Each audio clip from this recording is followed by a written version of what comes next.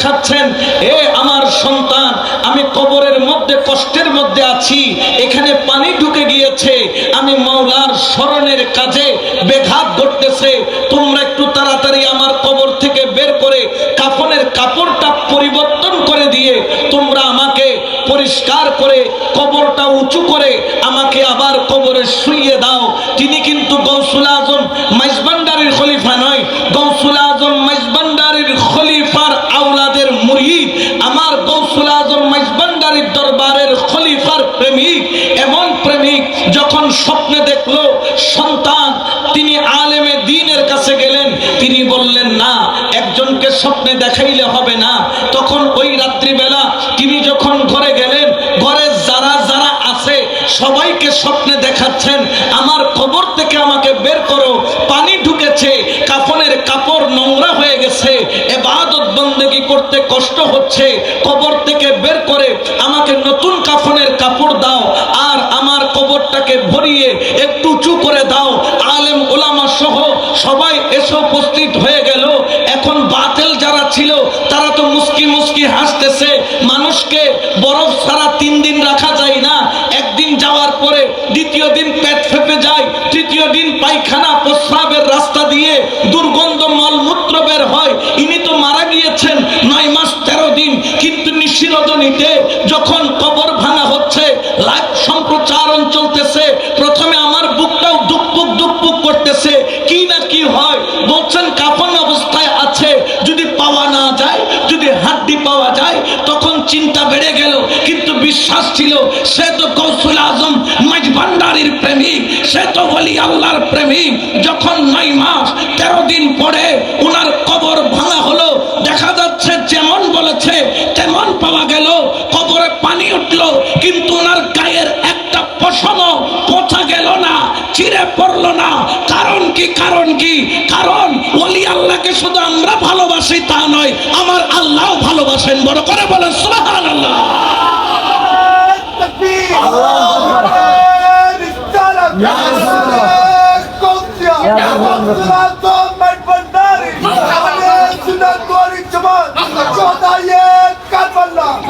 কারণ ওনাকে রওজার মধ্যে জিন্দা রাখছেন কে? জোরে বলেন না কে? এই যে প্রমাণ হয়ে গেল। আগে শুনেছিলাম হযরত আব্দুস সালাম বুসপুরি রহমাতুল্লাহ আলাইহির কথা, 13 মাস 13 দিন পরে তুলেছিল। আমরা শুনেছিলাম হযরত সৈয়দ আমিনুল্লাহ সুন্দরপুরি রহমাতুল্লাহ আলাইহির কথা, 18 মাস পরে তুলেছিল। এখন চাক্ষুষ প্রমাণ পাইলাম, ইনি গৌসুল আজম মাইজভান্ডার কিবলে আলমের দরবারের খলিফার সন্তানের মুরিদ। শুধু মুরিদ হয়েছে, তিনি বেলায়েত বা খেলাফতের সিরিয়াল ভাবে কোন তিনি লিস্টের মধ্যে নাই, শুধু মুরিদ ছিল। কিন্তু অন্তরে প্রেমের প্রেম ছিল, অন্তরের মধ্যে মুর্শিদের ভালোবাসা ছিল, অন্তরে হৃদয়ে মুর্শিদকে জান প্রাণ দিয়ে ভালোবাসতো। দেখেন আল্লাহ মর্যাদা কেমন দিয়েছেন, তিনি দুনিয়াতে থাকতেও যেমন, তিনি রওজার মধ্যেও তেমন। বড় করে বলেন না সুবহানাল্লাহ। তো যেই ব্যক্তির 9 মাস 13 দিনে ওনার শরীরের একটা পশমও পচে নাই, জোরে পড়ে নাই, আচ্ছা বলেন তো ওই ব্যক্তিকার 9000 বছরও পচবে? কারণ কি? তার উপর দয়া আছে কার? নজর আছে ওলি আল্লাহর, দয়া আছে। এই জন্য ওই নজর আমরা চাই কি চাই না? আরো জোরে বলেন না, চাই কি চাই না?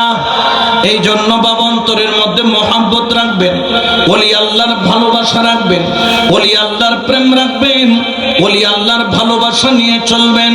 খেয়াল রাখবেন যাতে আপনার দ্বারা কোনো বিয়াদবি হয়ে না যায়। আপনি যদি ওলি আল্লাহর শানে বিয়াদবি করেন, আমার আল্লাহ বলেন মান আদালি ওয়ালিয়ান ফাকাদ আযামতাহু বিল হারব। যেই ব্যক্তি আমার ওলি আল্লাহর বিরোধিতা করে, আমি আল্লাহ তার সাথে যুদ্ধ ঘোষণা করলাম। কয়েকদিন আগে ফেসবুকের মধ্যে পাইলাম একজন মাওলানা, যার পাওটা ফুলে দুর্গন্ধ হয়ে গিয়েছে, 2টা পাও এমন বিকৃত হয়েছে যার চিকিৎসা বাংলার জমিনে নাই। ফেসবুকের মাধ্যমে মানুষের কাছে অর্থ সাহায্য চাচ্ছে। খবর নিয়ে দেখলাম ওই ব্যক্তি হলো ওই পাও দিয়া ওলি আল্লাহর মাজার ভাঙছিল, ওলি আল্লাহর মাজারে লাথি মারছিল, এই জন্য তার পাওটা পছন্দ ধরেছে। ঠিক কিনা? আরো জোরে বলেন ঠিক কিনা? এই জন্য শানে গুস্তাখি করলে দুনিয়াও শেষ আখিরাতও, জোরে বলেন না, দুনিয়াও শেষ আখিরাতও। এই জন্য খবরদার, ওলি আল্লাহকে ভালোবাসেন, ওলি আল্লাহকে মহাব্বত করেন, ওলি আল্লাহর প্রেম অন্তরের মধ্যে রাখেন। ওলি আল্লাহর সঙ্গে থাকলে লাভ কেমন? হযরত মালিক বিন দিনার রাদিয়াল্লাহু তাআলা একজন মহান আল্লাহর ওলি, যিনি গৌসে পাকের আগে জমিনের বুকে এসেছিলেন। একদিন ওনার সাথে একজন অগ্নি পূজারকের সাথে মুনাজারা আরম্ভ হয়ে গেল। অর্থাৎ যারা আগুনকে খোদা মানে, নাউজুবিল্লাহ বলেন, আগুন কি খোদা না আল্লাহর সৃষ্টি? কার সৃষ্টি? আগুন কখনো খোদা হতে পারে? একজন আগুন পূজারের সাথে হযরত মালিক বিন দিনারের মুনাজারা হওয়া আরম্ভ হলো। মালিক বিন দিনার কোরআন থেকে দলিল দেয়, কুল হুয়াল্লাহু আহাদ, কিন্তু মালিক বিন দিনারের ওই দলিল ওই পুরোহিত মানেন না। বলে আমি তোমার কোরআন মানলে না, তোমার আল্লাহকে মানলে না, কোরআন মানবো? আমার গীতার মধ্যে আছে, আমার ভগবত গীতার মধ্যে পাওয়া যায়, রামায়ণের মধ্যে পাওয়া যায়, মহাভারতের মধ্যে পাওয়া যায় আগুন হলো খোদা। বলেন নাউজুবিল্লাহ। ইনার দলিল ইনি মানেন না, ইনার দলিল ইনি মানেন না। সমাধান কি? বলে একটা কাজ করে আমরা মুবাহালা করি। কেমন মুবাহালা? বললেন প্র্যাকটিক্যাল মুবাহালা। কেমন মুবাহালা? বললেন আমি আর তুমি একসাথে, তুমি যেই আগুনের পূজা করো ওই আগুনের মধ্যে ঝাঁপ দিব। তোমার আল্লাহ যদি হক হয় তোমাকে বাঁচাবে, আর আমার আল্লাহ হক হলে আমাকে বাঁচাবে। অগ্নি পূজারক বললেন অসুবিধা নাই, আমি আগুন খোদার উপর বিশ্বাস রাখি, আমি আর তুমি একসাথে আগুনের মধ্যে ঝাঁপ দিব। যিনি বেঁচে থাকবেন তার আল্লাহ হক। হযরত মালিক বিন দিনার রাদিয়াল্লাহু তাআলা তিনি তৈয়ারি গ্রহণ করে ফেললেন। কিন্তু অগ্নি পূজারক বললেন, হে মালিক বিন দিনার, আমি তো আগুনে ঝাঁপ দিব, তুমি আবার পালাবে কিনা? মালিক বিন দিনার বলেন, আমি পালানোর মানুষ নই, তাহলে কি করা যায়? বললেন একটা কাজ করি, আপনার হাতের সাথে আমার হাতটা শক্ত করে রশি দিয়ে বাইন্ধা নেই, যাতে আগুনে লাফ দেওয়ার পরে আপনিও পালাইতে না পারেন, আমিও পালাইতে। বুদ্ধি ঠিক আছে না? এটা দেবের কোনো রাস্তা? কে বলতেছে? অগ্নি পূজারক। আপনার হাত আমার হাতের সাথে কি করব? বেঁধে রাখবো, যাতে আপনিও পালাইতে না পারেন, আমিও। আপনি যদি পালাইয়া যান, তখন মালিক বিন দিনার মুস্কি হেসে বলতে, তুমি রশি দিয়ে না তার দিয়ে বাঁধো। কি দিয়ে বাঁধো? কোনো অসুবিধা? এনি যাইয়া দেরি করে নাই, একদম শক্ত করে রশি আইনা ভালো করে বাইধা নিলেন, যাতে একজনের হাত থেকে একজন ছুটতে। এখানে আর পালানোর কোনো সুযোগ আছে? জোরে বলেন না, আছে? এখন দুজনের খোদার নাম নিলেন।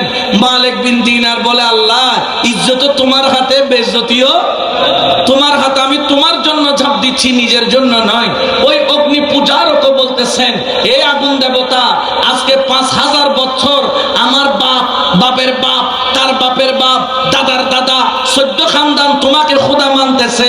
আজকে প্রমাণ করার সময় তুমি যে হক, আমি ঝাঁপ দিচ্ছি, ইজ্জত আমার রাখিও। দুজন ঝাঁপ দিল কিসের মধ্যে? জোরে হন আওয়াজ।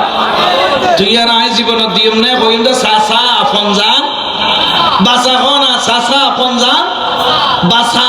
কিন্তু উনি ঝাঁপ দিয়ে দিলেন আগুনের মধ্যে। দুজন আধা ঘন্টা পর্যন্ত আগুনের ভিতরে গড়াগড়ি করলো দুজন। যখন দুজন আগুনের ভিতরে আধা ঘন্টা পার করলো, বের হয়ে আসলো আগুন থেকে।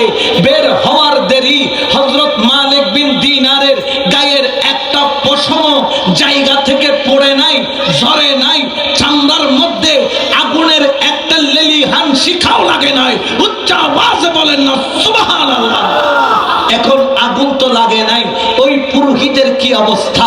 দেখা গেল মালিক বিন দিনার যেরকম সুস্থ, আগুনে পোড়া যায় নাই, ওই পুরোহিত যে আগুনকে খোদা মানত, তার গায়েও একটা আগুনের ছিটা লাগে নাই। মালিক বিন দিনার অবাক হয়ে গেলেন, আল্লাহ, আমি তো জানি তুমি একমাত্র বাঁচানেওয়ালা, আমি বাঁচলাম কারণ আমি তোমাকে মানি, সে তো তোমাকে মানে না, সে কিভাবে বাঁচলো? আল্লাহ, আজকে তুমি আমাকে বেইজ্জতি কেন করলা? এখানে তো তার আল্লাহ হক প্রমাণ হয়, আমার আল্লাহ হক প্রমাণ হয়, কারণ সেও পোড়া যায় নাই, আমিও পোড়া যাই নাই, তার পশমও জ্বলে নাই, আমার পশমও জ্বলে নাই। আল্লাহ, কাজটা এরকম কেন হলো মাওলা? আমি তো তোমাকে মানার মতো মেনেছি। তখন আল্লাহ ইলহাম করলেন, ও মালিক বিন দিনার, তাকে বলো সে যেন তোমার হাত থেকে বাঁধনটা খুলে নেয়। আমি কেন জ্বালাই নাই জানো? কারণ আমার বন্ধুর সাথে, আমার ওলির সাথে যার হাত লেগে থাকে, সে যেই হোক না কেন, আমি তাকে জ্বালাই না, কারণ আমার ওলির হাতের বেইজ্জতি হবে। ও মালিক বিন দিনার, তাকে বলো যেন তোমার হাত থেকে বাঁধন খুলে নেয় আর আগুনে ঝাঁপ দেয়, আগুন ফয়সালা করে দিবে। অর্থাৎ বোঝা গেল, ওলির হাতের সাথে হাত রেখে বায়াত নিয়ে যেই ব্যক্তি মুর্শিদের অধীন হবে, খোদার কসম, মুর্শিদের হুকুম যদি পালন করতে পারে, ওই ব্যক্তিকে জাহান্নামের আগুন জ্বালাইতে পারবে না, পারবে না, পারবে না। ঠিক কিনা? কোন সন্দেহ আছে? আর আল্লাহু আকবার।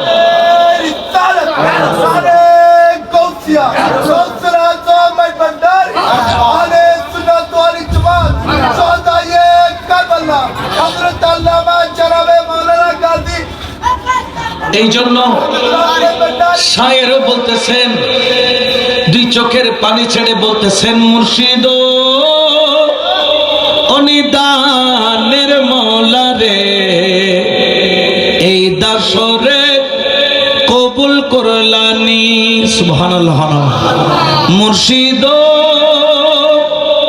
অনিদানের মওলা রে, এই দাসরে কবুল করলানি। অদেখা রাসূলের আশিক ছিল ওয়াজ করনি, হায়রে অদেখা রাসূলের আশিক ছিল ওয়াজ করনি। আমি দেখে আশিক হতে নারী, তোমার মেহেরবানি রে, এই দাসরে কবুল করলানি। মুর্শিদ অনিদানের মওলা রে, এই দাসরে কবুল করলানি। সালাতুন ইয়া রাসূলুল্লাহ আলাইকুম। এই জন্য বাবা ওলি আল্লাহর হাত ধরলে লাভ আছে না নাই? এখানে অনেকে মওলা বাবার মুরিদ আছে না নাই? শাহিন শাহ বাবাজানের পাগল আছে না নাই? ওলি আল্লাহর পাগল আছে কি নাই? কেন আমরা ওলি আল্লাহর পাগল? কারণ তাদের হাতের সাথে হাত লাগাইতে পারলে লাভ আছে না নাই? এই জন্য আমরা ওলি আল্লাহর কদম ছাড়ি না, ওলি আল্লাহর কুরবত ছাড়ি না, ওলি আল্লাহর নিসবত ছাড়ি না। গাউসুল আজম মেজবান্ডারি কিবলায়ে আলমের নজর যার উপর পড়েছে, বাবা ভান্ডারি কিবলায়ে আলমের নজর যার উপর পড়েছে, শাহিন শাহ বাবাজান কিবলার নজর যার উপর পড়েছে, ওই ব্যক্তির কপাল খুলে গিয়েছে। বড় করে বলেন সুবহান। এই জন্য আমরা ওলি আল্লাহর কদমে যাই, ওলি আল্লাহর সোহবতে যাই, ওলি আল্লাহর কুরবতে যাই, ওলি আল্লাহর নিসবতে যাই। এই কারণে যাই যাতে আমরা মদিনাওয়ালা পর্যন্ত পৌঁছতে পারি, আল্লাহ পর্যন্ত পৌঁছতে পারি। বড় করে বলেন সুবহান। একটু দরুদ শরীফ পড়েন, সালাতুন ইয়া।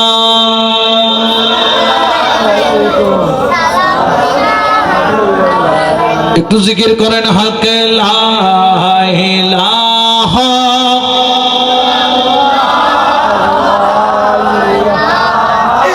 ইল্লাল্লাহ, বলো লা ইলাহা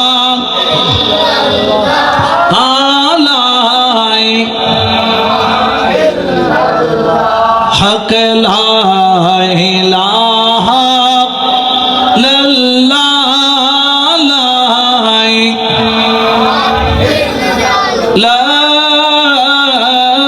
ইলাহা ইল্লাল্লাহু মুহাম্মাদুর রাসূলুল্লাহ সাল্লাল্লাহু আলাইহি ওয়াসাল্লাম। সুবহানাল্লাহ বলেন না?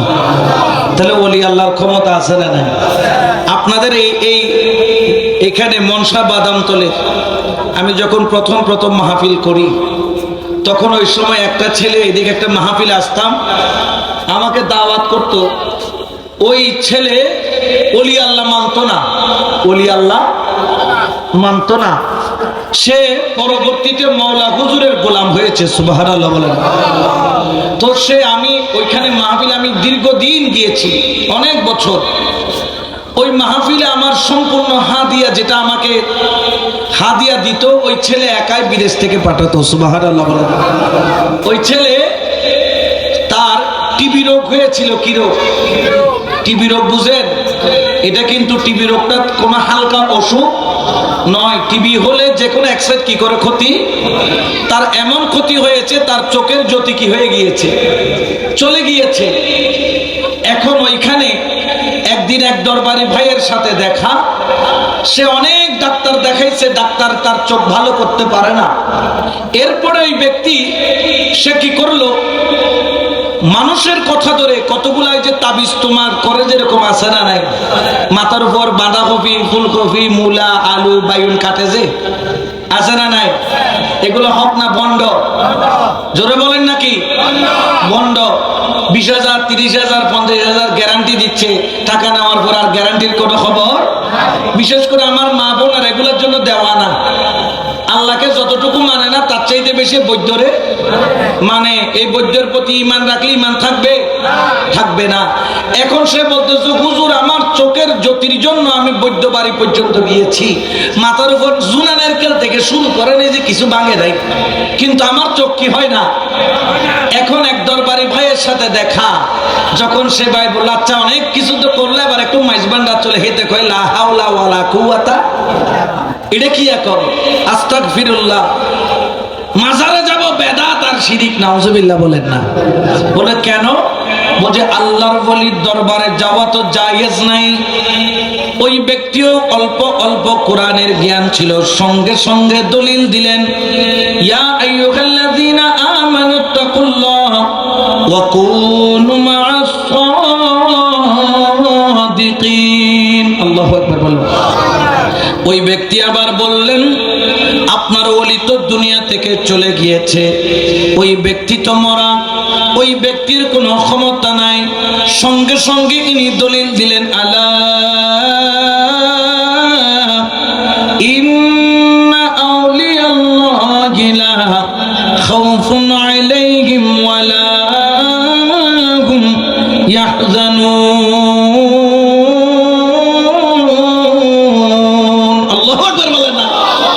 দলিল ঘাটে ঘাটে পড়তেছি কিনা? দলিল দিলে না মাইনে উপায় আছে? তখন সে বলে, আপনার বলি কি কবর থেকে সাহায্য করতে পারে?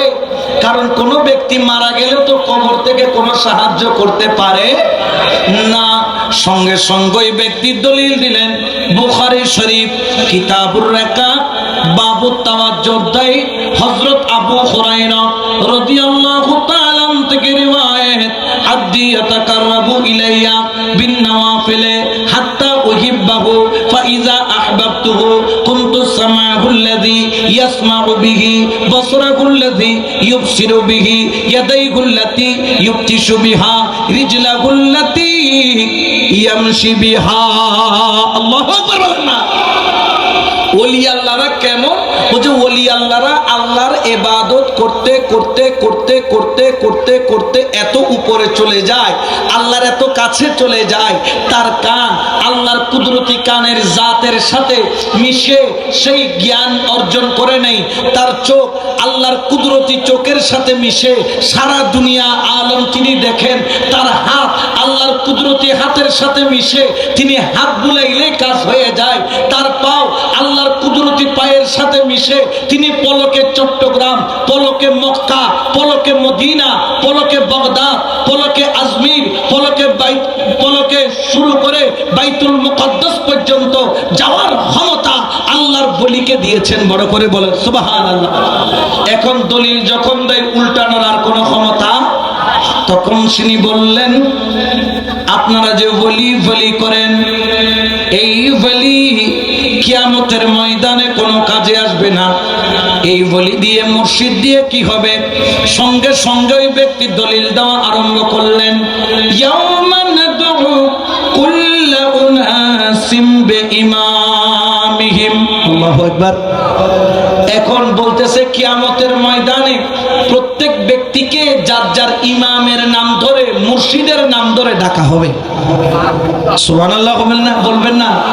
মুর্শিদ থাকলে মুর্শিদের নাম ধরবে, যারা মুর্শিদ ধরে নেই তাদেরকেও মুর্শিদের নাম ধরে ডাকবে। কেন? কারণ তাদের মুর্শিদকে শয়তান হওয়া না হওয়া যেগুন ফিন্ন মানে এগুলোর মুর্শিদ হন, তোমরা ডাকিবে তো শতানোর মুরিদ কে, তো শতান জিকে মুরিদ। আর আর গৌসুল আজম মাইজভান্ডারি প্রেমিক, গৌসুল আজম মাইজভান্ডারি যেদিকে আমরাও, জোরে বলেন আমরাও। ওই ব্যক্তির দেরি করলেন না, সঙ্গে সঙ্গে বললেন ঠিক আছে ডাকা হবে, জান্নাতে যাবে, গ্যারান্টি কি? এই ব্যক্তি আলেম ছিলেন, উত্তর দিলেন কিয়ামতের ময়দানে লা ইয়াদখুলুনাল জান্নাতা মিন উম্মতি ৭০,০০০ আও ৭০০,০০০ শাক্কান। আল্লাহর বলির মধ্যে ৭০,০০০ বলি থাকবে।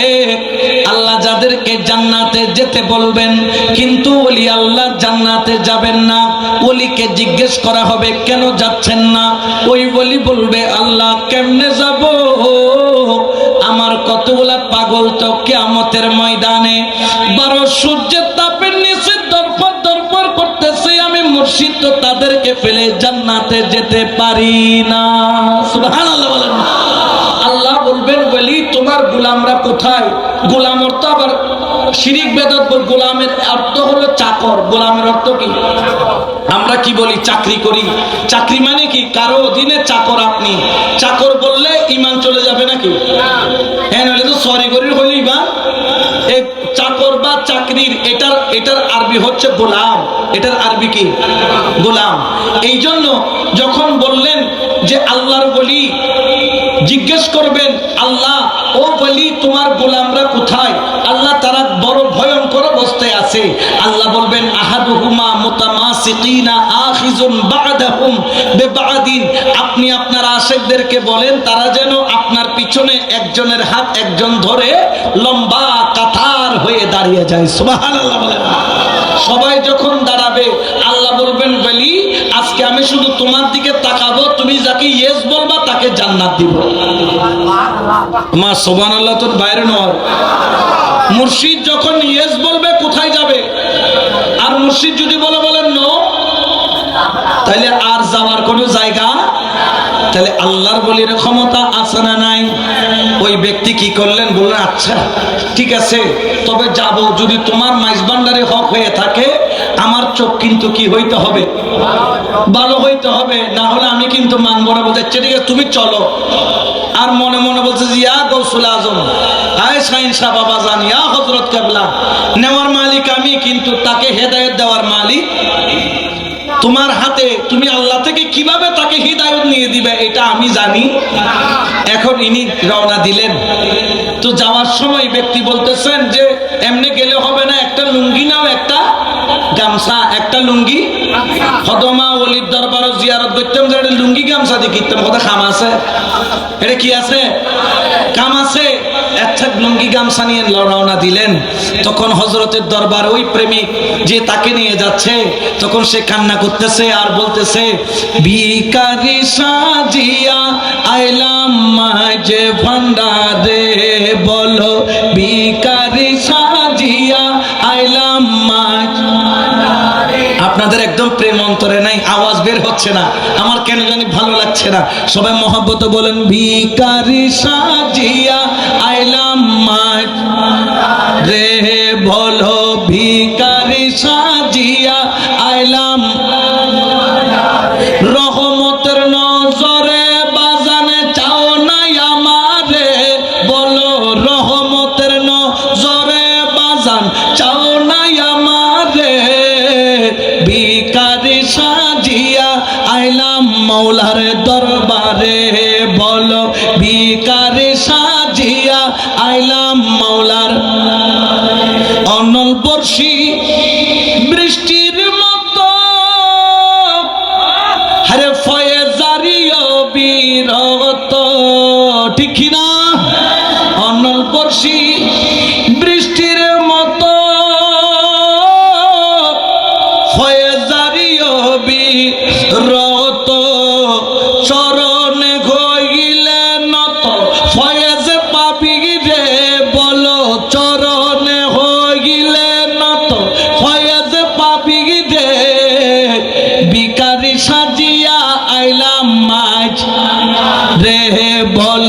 ভিখারি সাজিয়া আইলাম মাঝ রহমতের নজরে মওলা চাও নাই আমারে বলো রহমতের নজরে মওলা মারে ভিখারি সাজিয়া আইলাম মাঝ বলো ভিখারি সাজিয়া আইলাম মাঝ। এখন তারা মাইজ ভান্ডার দরবারে গেল কাঁদতে কাঁদতে। যাওয়ার পরে হযরতের দরবারে নিবেন।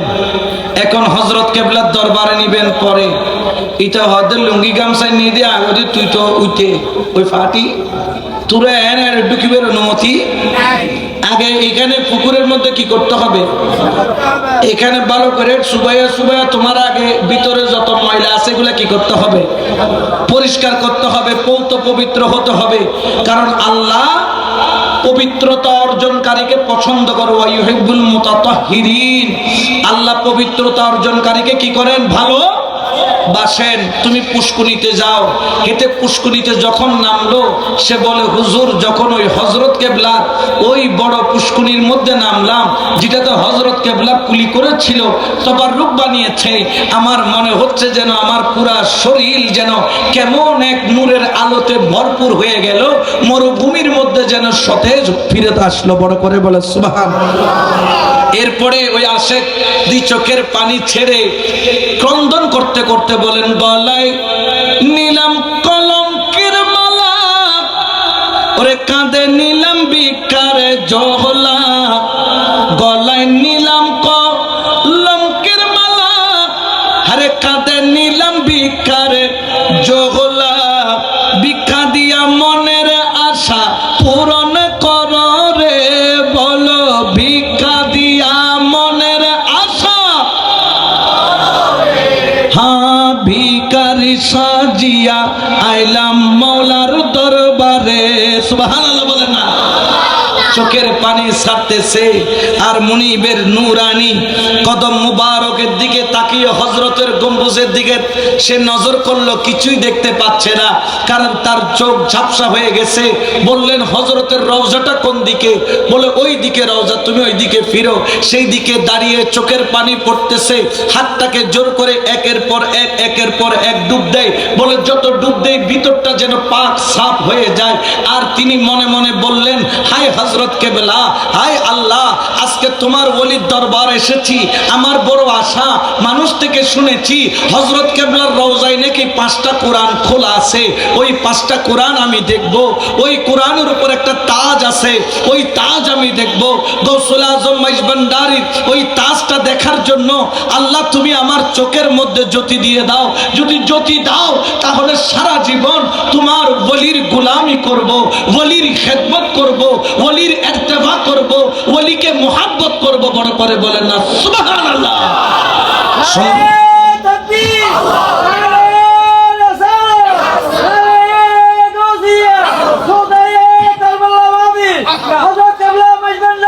সঙ্গে সঙ্গে বললেন চরণ সেবা করব আমি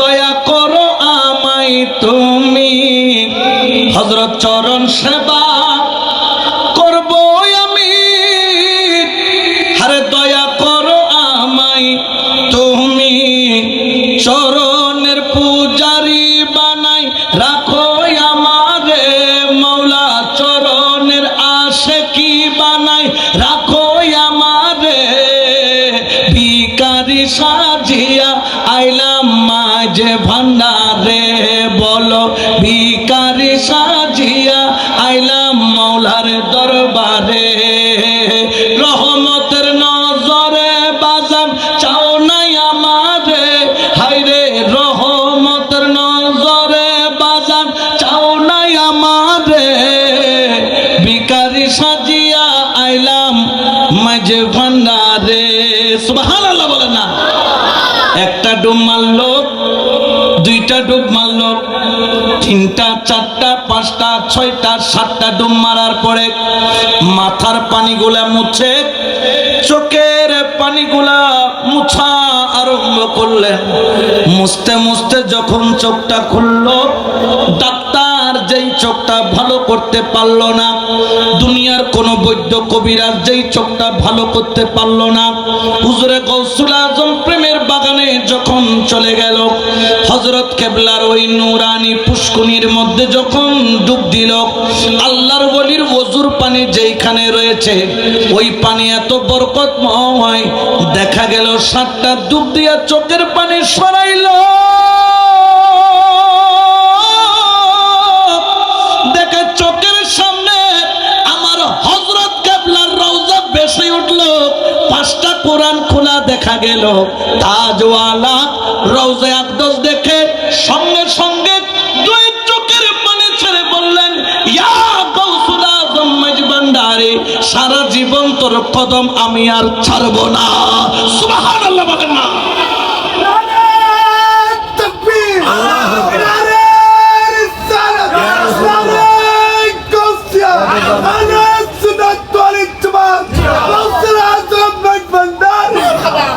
এই ক্ষমতা এটা কার দেওয়া? কেন আল্লাহ ক্ষমতা দিতে পারে না? আমার এখানে মাহফিলে মেহমান আছে না নাই? ইনাদের চোখ আছে না? চোখ দিয়ে দেখে কিনা? এটা কার ক্ষমতা? ইনাদের হাত আছে না? নাড়ানোর ক্ষমতা দিয়েছেন কে? ইনারা কথা বলতে পারে না, বলার ক্ষমতা দিয়েছেন কে? তো আল্লাহ যেরকম ক্ষমতা দিয়েছেন ওলি আল্লাহকেও আল্লাহ ক্ষমতা দিয়েছেন তার আশেকদেরকে অসুস্থতা থেকে তারা চাইলে সুস্থতা দিতে। জোরে বলে না পারে কিনা? হযরত ঈসা আলাইহিস সালামের পরশ পেলে কুষ্ঠরোগী কি হতো? কি হইতো? কেন? আল্লাহ কি ভালো করতে পারে না? ঈসা পয়গম্বরকে কেন দিল? বলে এটা পয়গম্বরের খুসুসি জ্ঞান, এগুলো মূলত ক্ষমতা কার?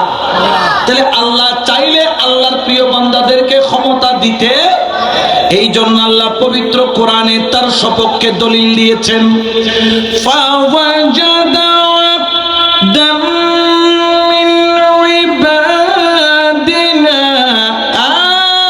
আতাইনাহু রাহমাতাম মিন ইনদিনা ওয়া আল্লামনাহু মিন লাদুন্না ইলমা।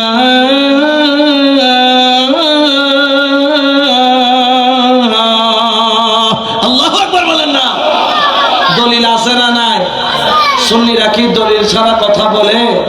হযরত গৌসুল আজম মেজভান্ডারী কিবলার এই ক্ষমতাকে আল্লাহ বলছেন আল্লাহর কিছু প্রিয় বান্দা রয়েছে, আল্লাহর কিছু প্রিয় বন্ধু রয়েছে, আতাইনাহু রাহমাতাম মিন ইনদিনা, যাকে আল্লাহ স্পেশাল রহমত দান করেছে, ওয়া আল্লামনাহু মিন লাদুন্না ইলমা, ওই স্পেশাল রহমতের নাম হলো ইলমে লাদুন্নি। বড় করে বলেন না সুবহানাল্লাহ। ওই ইলমে লাদুন্নি কেমন? ইলমে লাদুন্নির নজর পড়লে মরা কলব জিন্দা হয়। ইলমে লাদুন্নি কেমন? যেটা কলবে চলে আসলে কাশফ ক্ষমতা বেড়ে যায়। ইলমে লাদুন্নি কেমন? যেটা কলবে চলে আসলে ঘরে বসে মদিনা ওয়ালা দেখা যায়। ইলমে লাদুন্নি কেমন? যেটা অন্তরে থাকলে কলবের দরজা খুলে যায়। ইলমে লাদুন্নি কেমন? এমন এক আলো যেটা তোমাকে জান্নাত পর্যন্ত, লা মাকানের খুদা পর্যন্ত নিয়ে যায়। বড় করে বলেন না সুবহানাল্লাহ। এই জন্য আশেক বলেন, মদিনার গোলামি ও হযরত, মদিনার গোলামি মাই দে, মদিনার গোলামি আমাই দে ও বাবা জান, মদিনার গোলামি সোনা চাঁদি রূপা চাই না, চরণ দুলি কে কামনা, সোনা চাঁদি রূপা চাই না, চরণ দুলি এই কামনা, ভাঙা তকদির জোড়া লাগাই দেখ ও মওলা বাবা, ভাঙা তকদির জোড়া লাগাই দে ও জিয়া বাবা, মদিনার গোলামি আমাই দে, মদিনার গোলামি আমাই দে বাবা জানে কেবলা মদিনার গোলামি সালাতুন ইয়া রাসূলুল্লাহ সালাতুন ইয়া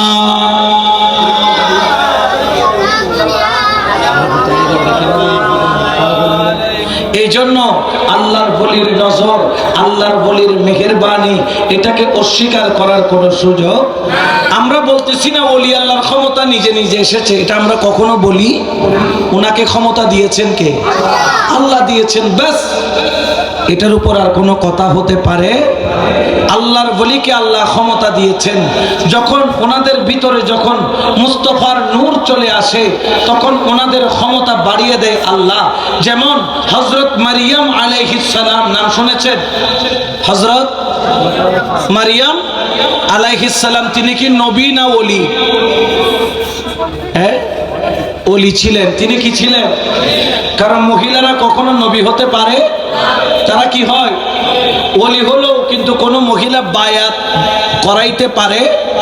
মহিলারা ওলি হতে পারে কিন্তু বায়াত করাইতে পারে না। যেমন মা ফাতেমা একজন বড় ওলি, তিনি গৌসুল আজমের মর্যাদার অধিকারী ছিলেন, কিন্তু বায়াত তিনি করা নাই। বায়াত করিয়েছেন মাওলা আলী। সুবহানাল্লাহ বলেন না? হযরত মারিয়াম আলাইহিস সালাম, তিনি নবী না ওলি? মাথা ডরাদ্দ হইতে, ইনি কি?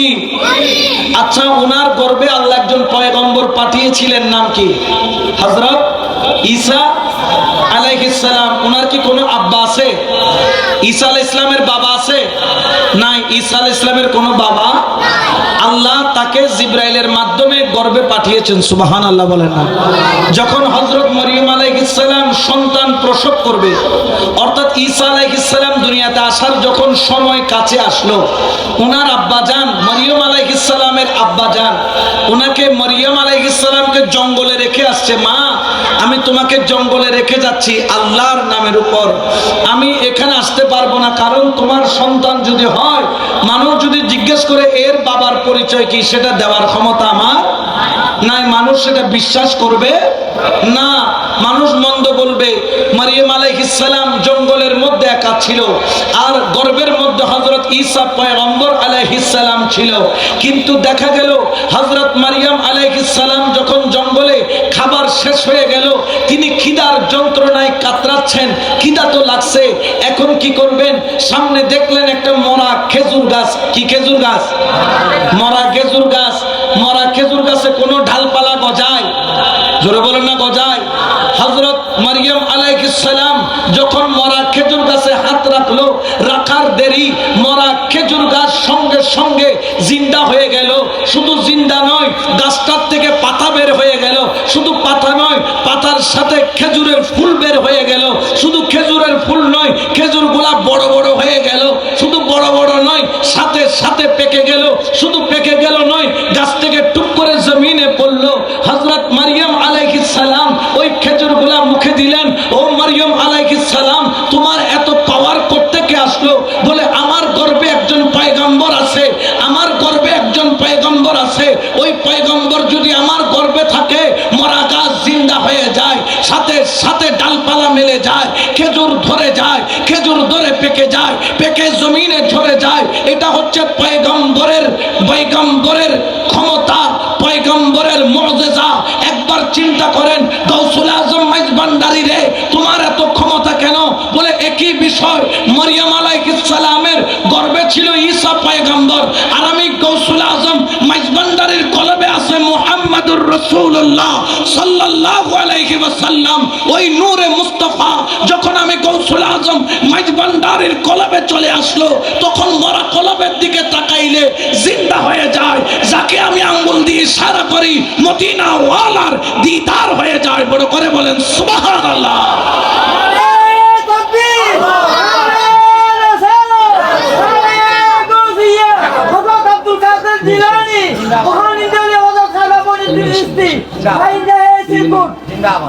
তাহলে আল্লাহর ওলিদের এই ক্ষমতা দান করেছেন কে? আপনি মানেন আর না মানেন, আপনি যদি না মানেন আমার কিছু বলার নাই। আচ্ছা, আমি এখানে যতগুলা কথা বলেছি দলিল ছাড়া কিন্তু কোনো কথা যাতে আমি এখান থেকে যাওয়ার পর কেউ বলতে না পারে হুজুরে কিচ্ছে হয়ে রে গিয়ে গুই এলে কতদিন হয় না হয়, হয় না হয় ওয়া। তো আমি এতক্ষণ ওয়াকিয়া বলেছি, কিন্তু ওয়াকিয়ার প্রতি পরতে পরতে একটা একটা করে কোরআন হাদিসের কি দিয়েছি, দলিল দিয়েছি, যাতে আমার এই ওয়াকিয়াকে অস্বীকার কেউ করতে না পারে। এই জন্য আমি অনুরোধ রাখবো, আমার যুবকদেরকে বলবো, আমার ভাইদেরকে বলবো, আসুন আজকে যে সংগঠন এত সুন্দর করে মাহফিল সাজিয়েছে, আজকে যে এত সুন্দর করে মাহফিল সাজিয়েছে, এই ছেলেগুলা দুর্ভাগ্যবান নাকি সৌভাগ্যবান? এই ছেলেগুলাকে সহযোগিতা করার দরকার আছে না নাই? আরো জোরে বলেন না। এই ছেলেগুলাকে মোহাব্বত করার দরকার আছে না নাই? এরা ঈমানের পথে এগিয়ে যাচ্ছে, তাদেরকে সহযোগিতা করা, ভালোবাসা, সাহস দেওয়া, এটা আমাদের কাজ, আমাদের দায়িত্ব। খেয়াল রাখবেন, ইসলামের জন্য আমাদের অনেক কিছু করার আছে, আমরা চাইলে অনেক কিছু করতে পারি, কিন্তু আমরা সুন্নিরা যদি ঘরে বসে থাকি, সুন্নিয়ত কখনো কায়েম হবে। আমাদেরকে সবসময় সুন্নিয়তের পক্ষে সরব থাকতে হবে, ইসলামের জন্য জান প্রাণ উজাড় করে দিতে হবে। আপনি যদি দ্বীনের পথে এগিয়ে যান, তাহলে আল্লাহ আপনার পথটাকে সহজ করে দিবে। আল্লাহ বলছেন, বান্দা তুমি আমার দিকে এক কদম আগাইলে আমি তোমার দিকে 70 কদম আগাই, তুমি আমার দিকে এক পাও চললে, তুমি যদি আমার দিকে হেঁটে আসো, আমি তোমার দিকে দৌড়াইয়া যাই। বড় করে বলেন না সুবহানাল্লাহ। এই জন্য এই ভাইদেরকে সহযোগিতা আপনারা করবেন। হযরত আবী দারদা রাদিয়াল্লাহু তাআলা নামের একজন সাহাবী রাসূল, সুবহানাল্লাহ বলেন, আরবের মধ্যে ওনার চাইতে ভালো কোন খেজুর বাগান আর কারো কাছে ছিল? ওনার খেজুর বাগানের মধ্যে 2-3টা পানির কূপ ছিল, কয়েকটা বড় বড় ঘর ছিল। একদিন এক ব্যক্তি, এক ইয়েতিম রাসূলের দরবারে আসলেন, আসার পরে আরজ করলেন, ইয়া রাসূলুল্লাহ, আমি ইয়েতিম, ছোট্ট একটা বাগান আমার বাবা আমাকে দিয়েছে, আমি আমার বাগানের চারিদিকে ওয়াল করতে চাচ্ছি, কিন্তু অমুক ব্যক্তির খেজুর বাগানের একটি গাছ আমার ভিতরে ঢুকে গেছে, আমি ওয়ালটা যদি করতে যাই ওই গাছটা পড়ে। আমি তার কাছে গিয়ে বলেছিলাম, ভাই আমাকে এই খেজুর গাছটা দিয়ে দাও, আমি ইয়েতিম মানুষ, আমি ওয়ালটা সোজা করে করতে চাই। তিনি বলেন, আমি খেজুর গাছ তোমাকে দেব? বললেন, তাহলে এই খেজুর গাছের দাম বলো, আমি দাম দিয়ে দিব। বলে, আমি দামও নিব না, খেজুর গাছও। ইয়া রাসূলুল্লাহ, আপনি একটু সমাধান করে দেন না। রাসূল ওই ব্যক্তিকে ডাকলেন, এটাই এতিম ছেলে, খেজুর গাছটা তাকে দিয়ে দাও। তখন রাসূলে পাক এসে বললেন, না ইয়া রাসূলুল্লাহ, আমি দিতে পারবো না। দ্বিতীয়বার রাসূল বললেন, তুমি এতিমকে খেজুর গাছটা দিয়ে দাও, বিনিময়ে মূল্য পরিশোধ আমি করব। সে বললেন, ইয়া রাসূলুল্লাহ, মূল্য দিলেও আমি খেজুর গাছ দিব না। তখন বললেন, আচ্ছা তুমি খেজুর গাছটা এতিমকে দিয়ে দাও, তাহলে এই খেজুর গাছের বিনিময়ে আল্লাহ তোমাকে জান্নাতে একটা খেজুর গাছ দিবে। তখনও সে বললেন, না আমি খেজুর গাছ, জান্নাতের খেজুর গাছের বিনিময়ে দেব না। হযরত আবী দারদা দূর থেকে রাসূলের কথা শুনছেন, আর চোখের পানি ছেড়েই আরজ করলেন, ইয়া রাসূলুল্লাহ, ইয়া হাবিবাল্লাহ, আমি যদি এতিমকে খেজুর গাছটা যদি কিনে দিতে পারি, ওই জান্নাতের গাছটা কি আমি পাবো? রাসূলে পাক বললেন, আবী দারদা, হ্যাঁ অবশ্যই পাবা। তখন সে বলল, এই ব্যক্তি, তুমি এই এতিমকে খেজুর গাছটা দিও না, তুমি আমাকে দিয়ে দাও। তুমি জানো আমার বাগান সম্পর্কে এক নামে সবাই চিনে, আমার নাম বললে তার বাগান এক নামে চিনে, কারণ সেখানে 2টা পানির কূপ আছে, 3টা বড় বড় ঘর আছে, 600 খেজুর গাছ আছে। এই বড় বড় 600 খেজুর গাছওয়ালা, এই পানির কূপওয়ালা, ঘরওয়ালা, পুরা বাগান তোমাকে আমি দিয়ে দিব, যদি একটা খেজুর গাছ এটা আমাকে দাও। ওই ব্যক্তি বললেন, এটা তো ভালো সওদা, সবাই সাক্ষী থাকো, আবু দারদার বাগান আমি নিলাম, বিনিময়ে একটা খেজুর গাছ তাকে দিলাম। হযরত আবী দারদা ওই খেজুর গাছটা ইয়েতিমকে দান করে দিলেন। ও ইয়েতিম, নাও তুমি তোমার বাগানটা সোজা করে নাও, ওয়াল তৈরি করো। এখন ওই মুহূর্তে রাসূলে পাক তার দিকে তাকিয়ে কেঁদে দিলেন। ইসলামে এমনও ব্যক্তি আছে যারা রাসূলে পাকের জবানের কথার ইজ্জতকে রক্ষা করার জন্য একটা খেজুর গাছের জন্য 600 খেজুরের বাগানওয়ালা বিশাল বাগানকে আল্লাহর রাস্তায় কুরবানি করে দিল। যাই আবু দারদা বললেন, ইয়া রাসূলুল্লাহ, আমি কি খেজুর গাছটা পাবো জান্নাতে? রাসূল বললেন, আবী দারদা, তুমি শুধু খেজুর গাছ নয়, তুমি একটা পুরা জান্নাতে খেজুর বাগান পাবা। উচ্চ আওয়াজে বলেন না সুবহানাল্লাহ। হযরত আবী দারদা রাদিয়াল্লাহু তাআলা ঘরে গেলেন, ঘরে আর ঢুকলেন না। বিবিকে বললেন, বিবি ঘর থেকে বাহিরে আসো। তখন বিবি বললেন, আপনি ঘরে আসেন, এটা তো আপনারই ঘর। বলে না, এতক্ষণ ছিল, এটা আর আমার নাই, ঘর থেকে বাচ্চাকে নিয়ে বের হও, কারণ আমি আল্লাহর কাছে কার্জে হাসানা দিয়েছি, আল্লাহর কাছে এই বাগান আমি বিনিময় করেছি, আল্লাহর জান্নাতের খেজুর গাছের বিনিময়ে। বিবি না বলেন নাই, খারাপ বলেন নাই, লোকসান বলেন নাই, বললেন স্বামী আপনি তো উত্তম একটা ব্যবসা করে এসেছেন, এরকম হাজার খেজুর বাগান দিলে কি হবে, জান্নাতের খেজুর গাছ তো পাওয়া এটা সবার পক্ষে সম্ভব নয়। বিবি ঘর থেকে বাচ্চা নিয়ে বের হয়ে গেল, বাচ্চার হাতে কয়েকটা খেজুর ছিল, বিবি সেই বাচ্চার হাত থেকে খেজুর গুলা নিয়ে রেখে দিল। বললেন, এই খেজুরের মালিক আর এখন আমরা নই, এটা তুমি বক্ষণ করতে পারো না বাবা। সন্তান কেটে দিলেন খিদার যন্ত্রণায়, একটা খেজুর মুখের ভিতরে নিয়ে নিলেন, তিনি আঙ্গুল ঢুকিয়ে খেজুরটাও বের করে রেখে দিলেন। বলে আজকে তোমার বাবা ব্যবসার মধ্যে বড় লাভ করেছে, খেজুরের একটা জান্নাতের একটা খেজুর গাছের ছায়া হবে, কমপক্ষে 500 বছরের রাস্তা আজকে রাসূলের কদমে গিয়ে সেই নিয়ামত তোমার বাবা আবিদার অর্জন করেছে। বড় করে বলেন না সুবহানাল্লাহ।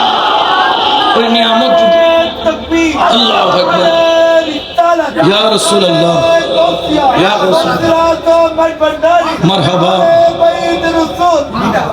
আচ্ছা বলেন তো, দুনিয়ার দৃষ্টিতে তিনি লোকসান করছে কিনা? করছে। কিন্তু আল্লাহর রাসূলের দৃষ্টিতে তিনি লোকসান। তো মাঝে মধ্যে আপনারা এই মাহফিল গুলাকে টিকায় রাখার জন্য জান প্রাণ কোরবান করবেন, দরকার আছে। দুনিয়াবী দৃষ্টিতে লোকসান হতে পারে, হ্যাঁ।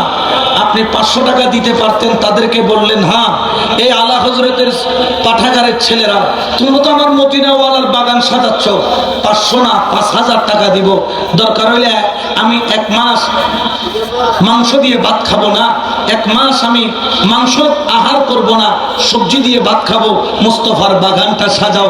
খোদার কসম, তুমি মুস্তাফার বাগানকে সাজাইছো, আর জান্নাতে আল্লাহ তোমার জান্নাতের বাগান সাজাবে। বড় করে বলেন না সুবহানাল্লাহ। এই জন্য আজকে থেকে খেয়াল রাখবেন, ওলি আল্লাহর কদম ছাড়া যাবে না, মুর্শিদের কদম ছাড়া যাবে না। আপনারা সবাই চেষ্টা করবেন যতটুকু সম্ভব আল্লাহর ওলিদের খেদমত করার জন্য, ওলি আল্লাহর খেদমত করার জন্য, এবং ওলি আল্লাহর সাথে মুহাব্বতের সম্পর্ক রাখার জন্য। আল্লাহ আমাদের সকলকে সেই মুহাব্বতের সম্পর্ক রাখার আল্লাহ আমাদেরকে তৌফিক মেহেরবানি দান করুক। সবাই বলেন আমিন। ওয়া মা আলাইনা ইল্লাল বালাগ। মা আসসালামু আলাইকুম ওয়া রাহমাতুল্লাহি তাআলা ওয়া বারাকাতুহু।